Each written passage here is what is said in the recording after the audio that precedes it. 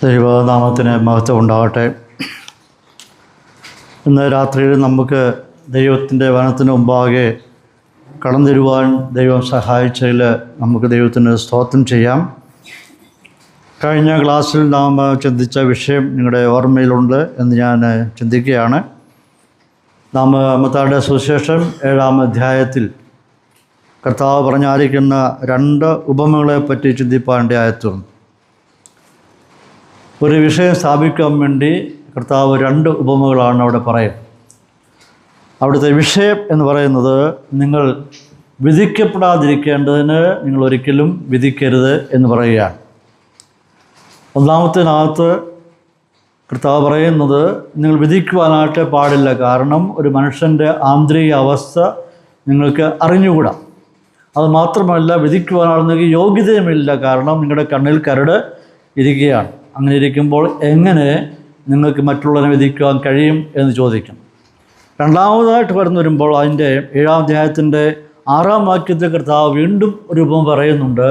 വിശുദ്ധമായത് നായ്ക്കൾക്ക് കൊടുക്കരുത്, നിങ്ങളുടെ മുത്തുകളെ പന്നികളുടെ മുമ്പിൽ ഇടുകയും അരുത്, അവ കാൽ കൊണ്ട് അവയെ ചവിട്ടുകയും തിരിഞ്ഞ് നിങ്ങളെ ചീന്തിക്കളയും ചെയ്യുവാൻ ഇടവരരുത്. ഇവിടെ 6-ാം വാക്യത്തിൽ പറയുന്ന ഉപമ വിധിക്കണമെന്നാണ്. കാരണം അതിൻ്റെ സ്വഭാവവും പെരുമാറ്റങ്ങളും എല്ലാം നിങ്ങൾക്ക് നന്നായിട്ടറിയാം, അവയെപ്പറ്റി നന്നായിട്ടറിയാം, അവയെ വിധിക്കണം എന്ന് പറയുകയാണ്. എന്നാൽ ആ വാക്യത്തിൻ്റെ അന്തർലീനമായിരിക്കുന്ന ഒരു ആത്മീയ വശമുണ്ട്. അതിനെപ്പറ്റി കർത്താവ് പറയുന്നില്ല. പറഞ്ഞു വരുന്ന വിഷയത്തിൻ്റെ തുടർമാനമായിട്ട് ഒന്ന് വിധിക്കരുത്, ഒന്ന് വിധിക്കണം എന്ന് പറഞ്ഞ കർത്താവ് പോവുകയാണ് ചെയ്തത്. ഞാൻ കഴിഞ്ഞ ആഴ്ച പറയുകയുണ്ടായി, ആ വാക്യത്തെപ്പറ്റി 6-ാം വാക്യത്തെപ്പറ്റി വ്യത്യസ്തമായിരിക്കുന്ന വ്യാഖ്യാനങ്ങളുണ്ട്. കഴിഞ്ഞ ആഴ്ച സമയമില്ലാത്തതുകൊണ്ട് അതിലോട്ട് പ്രവേശിപ്പാൻ കഴിഞ്ഞില്ല. എന്നാൽ സഹോദരന്മാർ ചിലർ പറയുകയുണ്ടായി, ആ വാക്യത്തിൻ്റെ ആത്മീയ അല്ലെങ്കിൽ വ്യാഖ്യാന രീതികളെപ്പറ്റിയോടെ ഒന്ന് പറഞ്ഞാൽ കൊള്ളാം എന്ന് പറയുകയുണ്ടായി. ഈ 6-ാം വാക്യത്തിൻ്റെ 4 വ്യാഖ്യാന രീതികൾ വേദപണ്ഡിതന്മാരിലുണ്ട്. ആ കാലത്ത് ക്രിസ്തു പറയുമ്പോൾ അതിൻ്റെ വ്യാഖ്യാന രീതി അവിടെ കാണുന്നില്ല. എന്നാൽ പിൽക്കാലത്ത് വേദചിന്തകന്മാർ അതിന് 4 വ്യാഖ്യാനങ്ങൾ കൊടുക്കുകയാണ്. അവിടുത്തെ വാക്യം നമുക്ക് കാണാൻ കഴിയുന്നത്, വിശുദ്ധമായത് നായ്ക്കൾക്ക് കൊടുക്കരുത്, നിങ്ങളുടെ മുത്തുകളെ പന്നികളുടെ മുമ്പിൽ എറിഞ്ഞു കളയുകയും അരുത്. പിൽക്കാലത്ത് വേദചിന്തകന്മാർ ഈ വാക്യത്തിന് വ്യത്യസ്തമായിരിക്കുന്ന വ്യാഖ്യാന രീതികൾ കൊടുക്കുവാനിടയായിത്തീർന്നു. ഒന്നാമത്തെ വ്യാഖ്യാനം എന്ന് പറയുന്നത്, ദേവാലയത്തിൽ നടക്കുന്ന യാഗത്തെപ്പറ്റി ഉള്ള ഒരു വിഷയമാണ് ഒന്നാമത്തെ വ്യാഖ്യാനം. അതായത് ദേവാലയത്തിൽ വരുമ്പോൾ ഇസ്രായേൽ ജനം യാഗമായിട്ട് മൃഗത്തിൻ്റെ മാംസവുമായിട്ട് കടന്നു വരുന്നു, അവിടെ യാഗം അർപ്പിക്കുന്നു. ആ യാഗമായി കൊണ്ടുവരുന്ന മൃഗത്തിൻ്റെ മാംസം ചില ഭാഗങ്ങൾ യാഗമായിട്ട് കത്തിത്തീരുക. അപ്പോൾ തന്നെ ചില ഭാഗങ്ങൾ പുരോഹിതന്മാർക്ക് കഴിക്കുവാനും അവകാശമുണ്ട്. എന്നാൽ ചില ഭാഗങ്ങൾ വീട്ടിൽ കൊണ്ടുപോയി യാഗം തയ്യാറാക്കിയവർക്ക് കഴിക്കുവാനും അവകാശമുണ്ട്, അനുവാദമുണ്ട്. എന്നാൽ യാഗപീഠത്തിൽ അർപ്പിക്കപ്പെട്ടതായിരിക്കുന്ന യാഗ വസ്തു അല്ലെങ്കിൽ ആ മാംസം അത് വിശുദ്ധമാണ്. അതിൽ നിന്ന് ഒരിക്കലും നായ്ക്കൾക്ക് എറിഞ്ഞു കൊടുക്കുവാനായിട്ട് പാടില്ല എന്നാണ് ഒരു വ്യാഖ്യാന രീതി. കാരണം വിശുദ്ധമായി അർപ്പിച്ചതാണ്, അതെടുത്ത് നായ്ക്കൾക്ക് കൊടുക്കുവാനായിട്ട് പാടില്ല. അത് ദൈവത്തെ അവമാനിക്കുകയാണ്. നായ്ക്കളോട് സ്നേഹമുണ്ട്, പക്ഷെങ്കിൽ ഈ വിശുദ്ധമായിരിക്കുന്ന ഈ വസ്തു ഒരിക്കലും നായ്ക്കൾക്ക് എറിഞ്ഞു കൊടുക്കുവാനായിട്ട് പാടില്ല. അതൊന്നാമത്തെ വ്യാഖ്യാനം. രണ്ടാമതെന്ന് പറയുന്നത്, ഒരു പ്രത്യേക യഹൂദ ക്രിസ്ത്യാനികൾ ഉള്ള ബന്ധത്തിലാണ് രണ്ടാമത്തെ വ്യാഖ്യാനം. അതായത് ഒരു പ്രത്യേകമായിരിക്കുന്ന യഹൂദ ഗ്രൂപ്പ്, ഒരു യാഥാസ്ഥിതികർ ആ കാലഘട്ടങ്ങളിലൊക്കെ ഉണ്ടായിരുന്നു. ആ ആൾക്കാർ പിൽക്കാലത്ത് പൗലോസ് അപ്പോസ്തലനെ എതിർക്കുകയും പൗലോസിൻ്റെ ശത്രുക്കളുമായി തീരുവാൻ ഇടയായിത്തീർന്നു. ഇവർ സ്ഥാപിക്കുന്നത് ദൈവത്തിൻ്റെ ദാനവും ദൈവത്തിൻ്റെ കൃപയും യഹൂദന്മാർക്ക് വേണ്ടി മാത്രമുള്ളതാണ്. ദാനമെന്ന് പറയുമ്പോൾ രക്ഷ, അപ്പോൾ തന്നെ ദൈവം കൊടുക്കുന്ന കൃപ, അത് യഹൂദജാതിക്ക് വേണ്ടി മാത്രമുള്ളതാണ്, വേറെ ആർക്കും അവകാശപ്പെട്ടതല്ല എന്ന് പറയുകയാണ്. എന്നാൽ ജാതികൾക്ക് ഇത് പ്രാപിക്കണമെങ്കിൽ, ജാതികൾക്ക് ഇത് അവകാശമാക്കണമെങ്കിൽ അവർ ചെയ്യേണ്ടതായിരിക്കുന്ന ചില കടമകളുണ്ട്. അതായത് അവർ പരിശോധന നടത്തി ആദ്യം അവർ യഹൂദന്മാരായിത്തീരണം. അഥവാ ന്യായപ്രമാണം അനുശാസിക്കുന്ന പരിശോധന കഴിച്ച് ആദ്യം യഹൂദന്മാരായിത്തീരണം.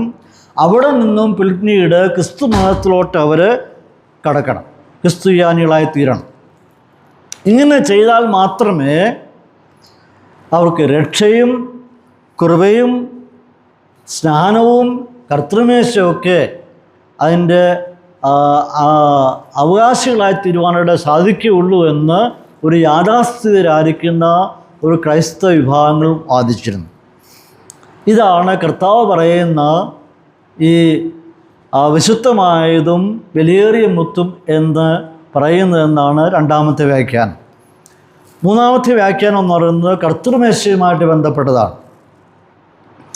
ആദിമസഭ ഈ വാക്യം കർത്തൃമേശയുമായിട്ട് കണക്ട് ചെയ്യുവാൻ വേണ്ടി അവർ ശ്രമിച്ചു.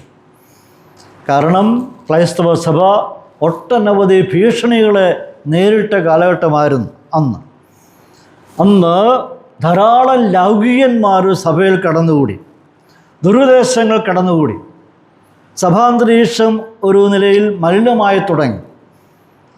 എന്നാൽ ആ കാലഘട്ടത്തിൽ ആദിമസഭ കർത്തൃമേശയെപ്പറ്റിയും അതിൽ പങ്കെടുക്കുന്നതിനെ പറ്റിയും വ്യക്തമായ പഠിപ്പിക്കലുകൾ സഭയിൽ നൽകിയിടുന്നു. ആർക്കൊക്കെ പങ്കെടുക്കാൻ പറ്റും, ആര് പങ്കെടുക്കാൻ പാടില്ല എന്നുള്ളത് ഈ കാലഘട്ടത്തിൽ സഭയെ വ്യക്തമായിട്ട് പഠിപ്പിച്ചിരുന്നു.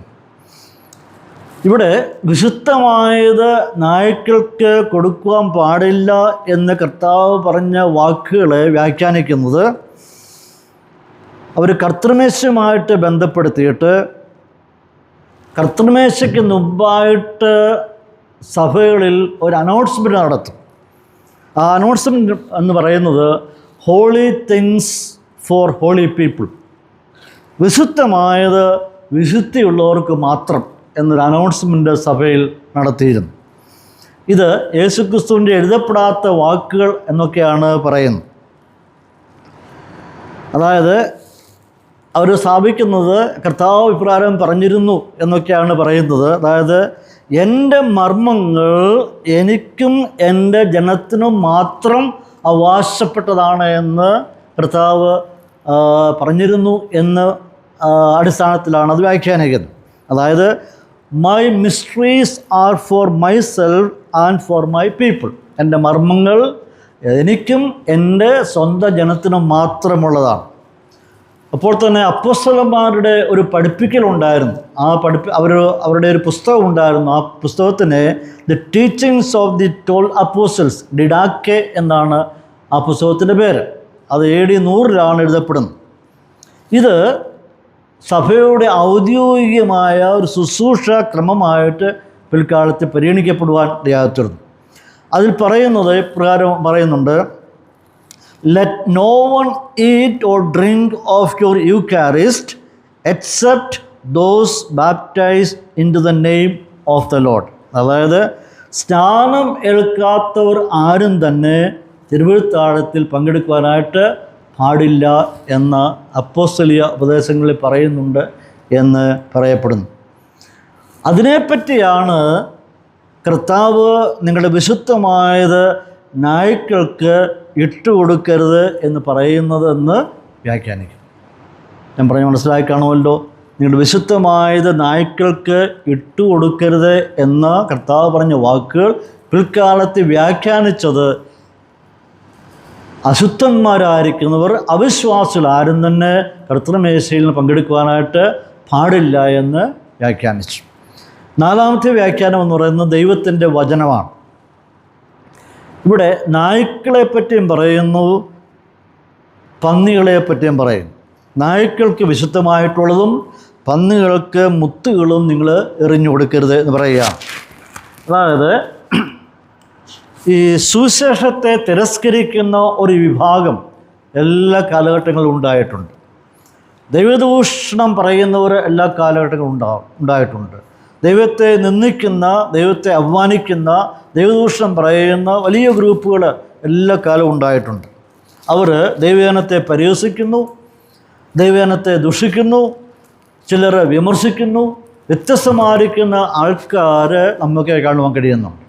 അവരുടെ നടുവിൽ ചെന്ന് സുവിശേഷം പ്രസംഗിക്കുക എന്ന് പറയുന്നത് അല്പം വിഷമേറിയ വിഷയമാണ്. നിന്ദിക്കുകയും അവമാനിക്കുകയും കളിയാക്കുകയും പരിഹസിക്കുകയും ചെയ്യുമ്പോൾ എങ്ങനെയാണ് ആ സന്ദർഭത്തിൽ ദൈവവചനം പ്രസംഗിക്കുന്നത്? അത്തരം സന്ദർഭങ്ങളിൽ അവരോട് സംവാദിക്കുവാനായിട്ട് പോകരുത് എന്നാണ് ഇവിടെ പറഞ്ഞതിൻ്റെ അർത്ഥം എന്നാണ് ഒരു വ്യാഖ്യാനം. അത് വേറെ ചില വാക്യങ്ങളോട് വായിക്കുമ്പോൾ നമുക്കതിൻ്റെ അല്പം കൂടി വ്യക്തമായി മനസ്സിലാക്കാൻ കഴിയുന്നുണ്ട്. അപ്പോൾ യേശു ക്രിസ്തുവിൻ്റെയും അപ്പോസ്തലനായ പൗലോസിൻ്റെയും വാക്കുകൾ ഇവിടെ നമുക്ക് ശ്രദ്ധേയമായിട്ടുണ്ട്. മത്തായിയുടെ സുവിശേഷം 10:14 ഇപ്രകാരം വായിക്കുന്നുണ്ട്: ആരെങ്കിലും നിങ്ങളെ കൈക്കൊള്ളാതെയും നിങ്ങളുടെ വചനങ്ങളെ കേൾക്കാതെയും ഇരുന്നാൽ ആ വീടോ പട്ടണമോ വിട്ടുപോകുമ്പോൾ നിങ്ങൾ എന്ത് ചെയ്യണം? നിങ്ങളുടെ കാലിലെ പൊടി തട്ടിക്കളവീൻ എന്ന് പറയും.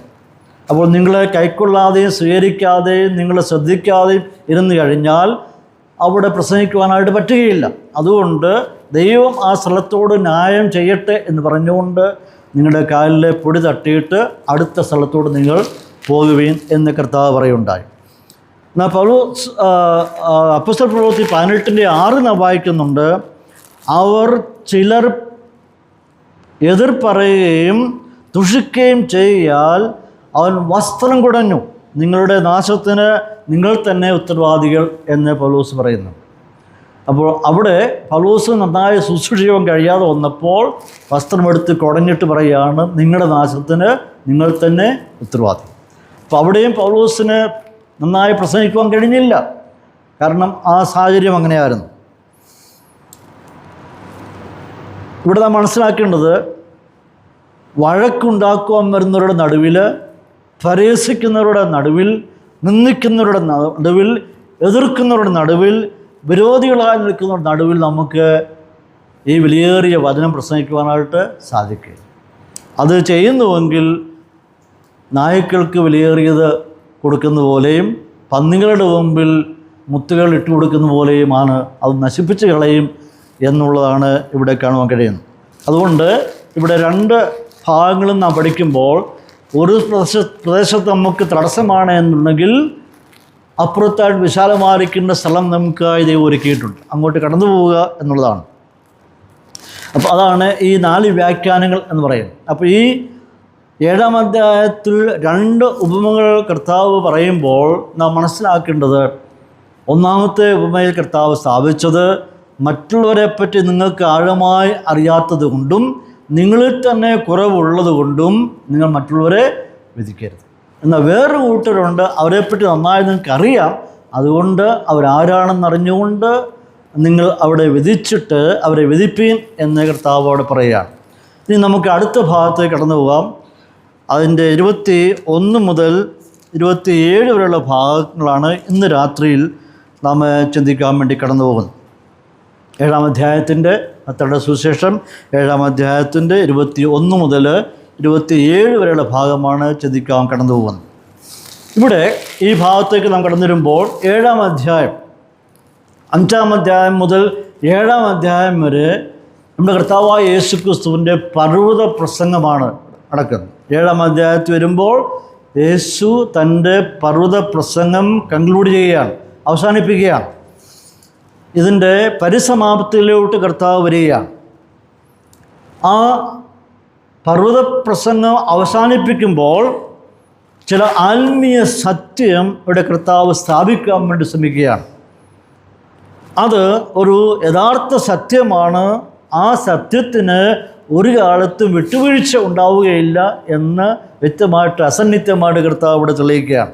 21-ാം വാക്യത്തിലേക്ക് നാം കടന്നു വരുമ്പോൾ അവിടെ ഇപ്രകാരം വായിക്കുന്നു: എന്നെ കർത്താവേ കർത്താവേ എന്ന് വിളിക്കുന്നവൻ ഏവനുമല്ല, സ്വർഗസ്ഥനായ എൻ്റെ പിതാവിൻ്റെ ഇഷ്ടം ചെയ്യുന്നവനത്രേ സ്വർഗരാജ്യത്തിൽ കടക്കും. വളരെ വ്യക്തമായിട്ട് കർത്താവ് പറയാണ്, എന്നെ എത്ര നാൾ നിങ്ങൾ കർത്താവേ കർത്താവേ എന്ന് വിളിച്ചിട്ട് യാതൊരു കാര്യവുമില്ല. എൻ്റെ സ്വർഗസ്ഥനായ പിതാവിൻ്റെ ഇഷ്ടം ചെയ്താൽ നിങ്ങൾക്ക് സ്വർഗരാജ്യത്തിൽ കടക്കാമെന്ന് വളരെ അസന്നിഗ്ധമായിട്ട് കർത്താവ് ഇവിടെ സ്ഥാപിക്കുകയാണ്. ഇവിടെ രണ്ട് സ്ഥായിയായിട്ടുള്ള സത്യങ്ങൾ നമുക്ക് ഈ വാക്യത്തിൽ കാണുവാൻ കഴിയുന്നു. രണ്ട് സത്യങ്ങൾ അവിടെ കാണുകയാണ്. ഒന്ന്, മനുഷ്യരുടെ ആത്മാർത്ഥത തെളിയിക്കപ്പെടുന്നത് പ്രവൃത്തിയിലൂടെയാണ്. ദൈവത്തോട് എത്രമാത്രം അവന് ആത്മാർത്ഥതയുണ്ട്, സ്നേഹമുണ്ട്, അടുപ്പമുണ്ട് എന്ന് തെളിയിക്കേണ്ടത് അവൻ്റെ പ്രവൃത്തിയിൽ കൂടെയാണ്. അതാണ് അവിടെ കാണാൻ കഴിയുന്നത്. അതായത് നല്ല വാക്കുകൾ എത്ര പറഞ്ഞാലും, കർത്താവിനെ എത്ര പുകഴ്ത്തിയാലും നല്ല പ്രവൃത്തികൾക്ക് അതൊരിക്കലും പകരമല്ല. വാക്കുകളല്ല ഇവിടെ ആവശ്യമായിരിക്കുന്നത്, ആക്ഷനാണ്. Not words but action. കർത്താവേ കർത്താവേ എന്ന് വിളിച്ചതുകൊണ്ട് കാര്യമായില്ല. ആ വിളിച്ചതിൻ്റെ ജെന്യൂനിറ്റി, അതിൻ്റെ പൂർണ്ണത നിങ്ങളുടെ പ്രവൃത്തി വെളിപ്പെട്ട് വരണം എന്ന് കർത്താവ് അവിടെ പറയുകയാണ്. രണ്ടാമത്തെ അർത്ഥം നമുക്ക് മനസ്സിലാക്കാൻ കഴിയുന്നത്, സ്നേഹത്തിന് ഒരു തെളിവ് മാത്രമേ ഉള്ളൂ. ആ തെളിവെന്ന് പറയുന്നത് അനുസരിക്കുക എന്നുള്ളതാണ്. കർത്താവിനെ അനുസരിക്കുക എന്നുള്ളതാണ്. എനിക്ക് മറ്റുള്ളവരോട് സ്നേഹമുണ്ട് എന്ന് പറയുകയും കർത്താവിനോട് സ്നേഹമുണ്ട് എന്ന് പറയുകയും അപ്പോൾ തന്നെ മറ്റുള്ളവരുടെ ഹൃദയത്തിന് ഭാരമുണ്ടാക്കുന്ന, പ്രയാസമുണ്ടാക്കുന്ന, മറ്റുള്ളവരുടെ ഹൃദയത്തെ താഴ്ത്തി കളയുന്ന അനുഭവങ്ങളാണ് പുറപ്പെട്ടു വരുന്നതെങ്കിൽ അതിനകത്ത് യാതൊരു അർത്ഥവുമില്ല എന്ന് അവിടെ കാണാൻ കഴിയുന്നു. അപ്പോൾ വിശ്വാസം പ്രവൃത്തികളിലും സ്നേഹം അനുസരണത്തിലും പ്രകടമായിരിക്കണം എന്നാണ് നമുക്കിവിടെ കാണാൻ കഴിയുന്നത്. ഈ സത്യമാണ് യേശുക്രിസ്തു തൻ്റെ ശിഷ്യന്മാരെ പഠിപ്പിക്കുവാനായിട്ട് ഇവിടെ ശ്രമിക്കുന്നത്. ഈ സത്യം, അതായത് വിശ്വാസം പ്രവൃത്തികളിലും സ്നേഹം അനുസരണത്തിലും പ്രകടമാകുമ്പോൾ, ഈ സത്യം നാം കാത്തു സൂക്ഷിക്കുമ്പോൾ എന്താണ് അവിടെ പറയുന്നത്? നാം പിതാവിൻ്റെ ഇഷ്ടം നിറവേറ്റപ്പെടും. അങ്ങനെ ഇത് ചെയ്യുമ്പോൾ നമ്മുടെ പിതാവിൻ്റെ ഇഷ്ടം അവിടെ നിറവേറപ്പെടും. അങ്ങനെ നിറവേറപ്പെടുമ്പോഴാണ് നമുക്ക് സ്വർഗരാജ്യത്തിലോട്ടുള്ള പ്രവേശനവും തുറന്നു ലഭിക്കണം. അപ്പോൾ പിതാവായ ദൈവത്തിൻ്റെ ഇഷ്ടം നമ്മൾക്കൂടെ നിറവേറുമ്പോഴാണ് നമുക്ക് സ്വർഗരാജ്യത്തിലുണ്ടായിരിക്കുന്ന പ്രവേശനവും അവിടെ ഒരുക്കിത്തരുന്നത്. നാം ഈ ഭാഗത്ത് കടന്നു വരുമ്പോൾ ചിന്തിക്കേണ്ട വിഷയം, ചിലരെ ദൈവം ന്യായം വിധിച്ച് നരകത്തിലോട്ട് തള്ളുമ്പോൾ അന്ന് പലരും പറയും, കർത്താവേ കർത്താവേ, നിൻ്റെ നാമത്തിൽ ഞങ്ങൾ പ്രവചിക്കുകയും നിൻ്റെ നാമത്തിൽ ഭൂതങ്ങളെ പുറത്താക്കുകയും നിൻ്റെ നാമത്തിൽ വളരെ വീര്യപ്രവൃത്തികൾ പ്രവർത്തിക്കുകയും ചെയ്തില്ലയോ എന്ന് പറയും. ആ നാളിൽ പലരും എന്നോട് പറയും. എൻ്റെ കർത്താവ് അവിടെ പറയുകയാണ്. ഇവിടെ ലോർഡ്, കർത്താവ് എന്ന വാക്ക് യഹോവ എന്ന പേരിന് പകരമായിട്ട് യഹൂദന്മാർ ഉപയോഗിക്കുന്ന വാക്കാണ്. അവർ നേരിട്ട് ഒരിക്കലും യഹോവ എന്ന് പറയാറില്ല. കാരണം പ്രൊണൗൺസ് ചെയ്യുന്നതിനകത്ത് എന്തെങ്കിലും അപാകത സംഭവിച്ചാൽ അത് ദൈവനാമം ദുഷിക്കപ്പെടുകയാണ്. അതുകൊണ്ട് അത് പരിശുദ്ധമായിരിക്കുന്ന നാമം ആയിരിക്കുന്നത് കൊണ്ട്, പേടിയുള്ളത് കൊണ്ടും ബഹുമാനിക്കുന്നത് കൊണ്ടും യഹോവയ്ക്ക് പകരമായിട്ട് കർത്താവേ, ലോർഡ്, അഡോണായി എന്നൊക്കെയാണ് സാധാരണ എപ്പോഴും യഹൂദന്മാർ ഉപയോഗിക്കുന്നത്. എന്നാൽ ആ നാളിൽ എന്ന് പറയുമ്പോൾ പഴയ നിയമത്തിൻ്റെ പല ഭാഗങ്ങളിലും പുതിയ നിയമത്തിൻ്റെ പല ഭാഗങ്ങളിലും ആ നാളെന്നും യഹോവയുടെ ദിവസം എന്നിങ്ങനെ മാറി മാറി വിഭജിച്ചിട്ടുണ്ട്. അങ്ങനെ വിഭജിച്ചിരിക്കുകയാണ്. മത്തായിയുടെ സുവിശേഷം 24-ാം അധ്യായത്തിൻ്റെ 36-ലും ആ നാളെന്ന് കർത്താവോട് വിഭജിച്ചിരിക്കുന്നു. മത്തായി 25-ന്റെ 11-12 വാക്യങ്ങളിൽ അവിടെ നാം കാണുന്ന ഇപ്രകാരമാണ്, കർത്താവേ കർത്താവേ, ഞങ്ങൾക്ക് തുറക്കണമേ എന്ന് പറഞ്ഞു. അതിന് അവൻ, ഞാൻ നിങ്ങളെ അറിയുന്നില്ല എന്ന് സത്യമായിട്ട് നിങ്ങളോട് പറയും. ഇവിടെ എന്താ കർത്താവ് പറഞ്ഞത്? ഇവിടെയും പറയുന്നത് 22-ാം വാക്യത്തിൽ, കർത്താവേ കർത്താവേ, എൻ്റെ നാമത്തിൽ ഞങ്ങൾ പ്രവചിക്കുകയും എൻ്റെ നാമത്തിൽ ഭൂതങ്ങളെ പുറത്താക്കുകയും എൻ്റെ നാമത്തിൽ വളരെ വീരപ്രവൃത്തികൾ പ്രവർത്തിക്കുകയും ചെയ്തില്ലയോ എന്ന് പലരും ആ നാളിൽ എന്നോട് പറയും. അന്ന് ഞാൻ അവരോട്, ഞാൻ ഒരു നാളും നിങ്ങളെ അറിഞ്ഞിട്ടില്ല, അധർമ്മം പ്രവർത്തിക്കുന്നവരെ എന്നെ വിട്ട് പോകുകയെന്ന് പറയും. അപ്പോൾ 2 ഭാഗങ്ങളിലും 7-ാം അധ്യായത്തിലും മത്തായി 25-ാം അധ്യായത്തിലും ഞാൻ നിങ്ങളെ അറിയുന്നില്ല എന്ന് ഒരേ സ്വരത്തിൽ കർത്താവ് പറയുകയാണ്. ഈ 2 വേദഭാഗങ്ങളും നാം ചേർത്ത് ചിന്തിക്കുമ്പോൾ, അത് താരതമ്യം ചെയ്ത് പഠിക്കുമ്പോൾ അതിനൊരു പ്രത്യേകമായിരിക്കുന്ന കാലയളവുണ്ട്, ഒരു സമയം അതിനോട് നിശ്ചയിച്ചിരിക്കുകയാണ്. ഇത് വേദചിന്തകന്മാരുടെ അഭിപ്രായത്തിൽ ഇത് 2 സംഭവങ്ങൾ നടക്കുന്നത് മഹോദ്രവത്തിൻ്റെ അവസാനം ക്രിസ്തുവിൻ്റെ മഹത്വ പ്രത്യക്ഷത നടക്കുന്നു. അതിനെ തുടർന്ന് വെള്ളസിംഹാസനവും സ്ഥാപിക്കപ്പെടുന്നു. വെള്ളസിംഹാസനം സ്ഥാപിക്കുമ്പോൾ അവിടെ ഇരുന്നുകൊണ്ട് സകല അഭക്തന്മാരെയും കർത്താവ് ന്യായം വിധിച്ച് നിത്യമായ ന്യായവിധിക്കായി തള്ളുന്നു.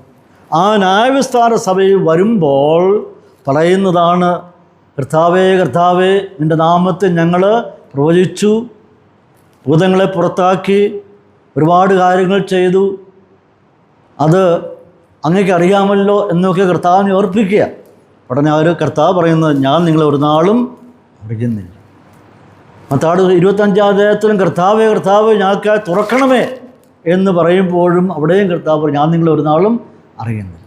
അപ്പോൾ ഇവരെ ഈ കാലം അത്രയും ചെയ്തതും പ്രവർത്തിച്ചതും എല്ലാം ആരുടെ നാമത്തിലായിരുന്നു?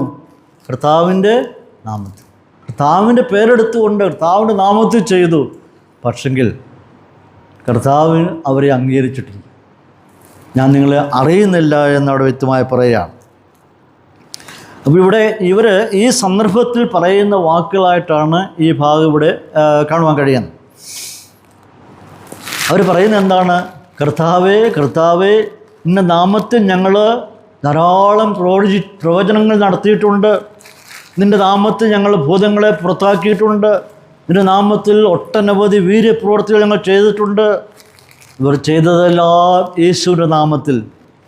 പ്രിയപ്പെട്ടവരെ, ഈ കാലഘട്ടങ്ങളിലും ഇതുപോലെ നടക്കുന്നുണ്ട് ലോകത്ത്.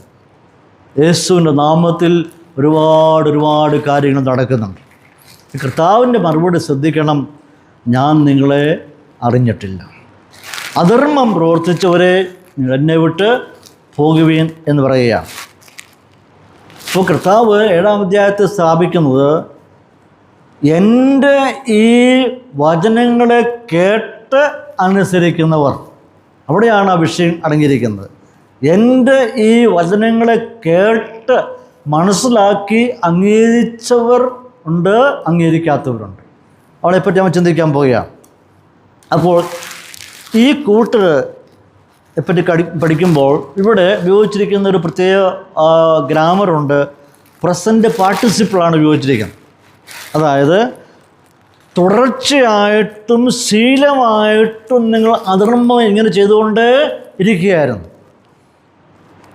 കണ്ടിന്യൂവലി ആൻഡ് ഹാബിച്വലി, തുടർമാനമായിട്ടും നിങ്ങളുടെ ജീവിതത്തിൻ്റെ ശീലമായിട്ടും ഇങ്ങനെ ചെയ്തുകൊണ്ടേയിരിക്കുകയായിരുന്നു. എന്താ ചെയ്തുകൊണ്ടിരുന്നത്? അവൻ്റെ നാമത്തിൽ പ്രവചിക്കുന്നു, അവൻ്റെ നാമത്തിൽ ഭൂതങ്ങളെ പുറത്താക്കുന്നു, അവൻ്റെ നാമത്തിൽ വീര്യപ്രവൃത്തികളൊക്കെയും ചെയ്യുന്നു. ഹാബിച്വലി ആൻഡ് കണ്ടിന്യൂവലി ഇങ്ങനെ തുടർമാനമായിട്ട് ചെയ്തുകൊണ്ടിരിക്കുകയായിരുന്നു. അപ്പോൾ ഇവർ ചെയ്തതൊക്കെ അപ്പോൾ ആരുടെ ശക്തിയിലായിരുന്നു? യഥാർത്ഥമായിട്ട് കർത്താവിൻ്റെ നാമത്തിൽ അല്ല, പരിശുദ്ധാത്മാവിൻ്റെ ശക്തിയിൽ അല്ല എങ്കിൽ, ഇവർ ചെയ്തത് പരിശുദ്ധാത്മാവിൻ്റെ ശക്തിയിലല്ല എങ്കിൽ പിന്നെ ആരുടെ ശക്തിയിലായിരിക്കണം? പിശാചിൻ്റെ ശക്തി. കർത്താവ് അവരെ അംഗീകരിക്കുന്നില്ല, അറിയുന്നില്ല എന്ന് അസന്നിഗ്ധമായി പറഞ്ഞുവെങ്കിൽ നിങ്ങൾ ചെയ്തത് എൻ്റെ ആത്മാവിൻ്റെ, പരിശുദ്ധാത്മാവിൻ്റെ നിറവിലല്ല എന്നാണ് അവിടെ കാണാൻ കഴിയുന്നത്. അപ്പോൾ ഇവരിവിടെ ചെയ്തത് എന്തായിരുന്നു? ഇത്രയും കാലം ഒരു പുകമറ സൃഷ്ടിക്കുകയായിരുന്നു. യേശുവിൻ്റെ നാമം അവരുപയോഗിച്ചു. പരിശുദ്ധാത്മാവിലാണ് എന്ന് പറഞ്ഞ ജനത്തെ കബളിപ്പിച്ചു. ജനം അത് വിശ്വസിച്ചു. എന്താണ് സംഭവിച്ചതെന്നറിയാമോ? യഥാർത്ഥമായിട്ടുള്ള ദൈവത്തിൻ്റെ വചനത്തിൽ നിന്ന് ജനത്തെ അവർ അകറ്റി. ജനത്തെ അകറ്റി. യേശുവിൻ്റെ നാമം അവിടെ കൊണ്ടുവന്നു. പരിശുദ്ധാത്മാവ് എന്ന് പറയപ്പെട്ടു. പക്ഷേ ജനത്തെ ദൈവത്തിൻ്റെ വചനത്തിൽ നിന്ന് അവരെ അടർത്തി മാറ്റി എന്ന് കാണാൻ കഴിയുന്നു. അപ്പോൾ എല്ലാ കാലത്തും സാത്താൻ്റെ പദ്ധതിയാണ് ദൈവജനത്തെ ദൈവത്തിൻ്റെ വചനത്തിൽ നിന്ന് അകറ്റുക എന്നുള്ളത്.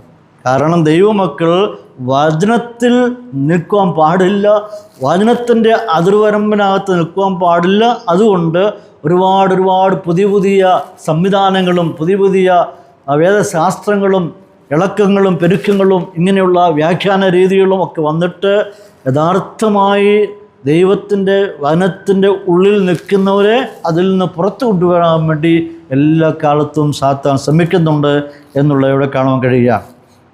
അപ്പോൾ ദൈവമക്കൾ ശ്രദ്ധിക്കേണ്ടത്, നാം എല്ലായ്പ്പോഴും ദൈവം നമുക്ക് വെച്ചിരിക്കുന്ന വചനത്തിൻ്റെ അതിർവരമ്പുകൾക്കകത്ത് നിൽക്കേണ്ടത് വളരെ ആവശ്യമാണ്. വചനം എന്ത് പറയുന്നു, വചനം എന്താണ് അവിടെ ഉദ്ദേശിച്ചിരിക്കുന്നത്, അതിൻ്റെ ചരിത്രം എന്താണ്, അതിൻ്റെ പശ്ചാത്തലം എന്താണ്, ആരാണ് പറയുന്നത്, ആരോടാണ് പറയുന്നത്, ഇതൊക്കെ നാം വിലയിരുത്തി പഠിക്കേണ്ടത് ആവശ്യമാണ്.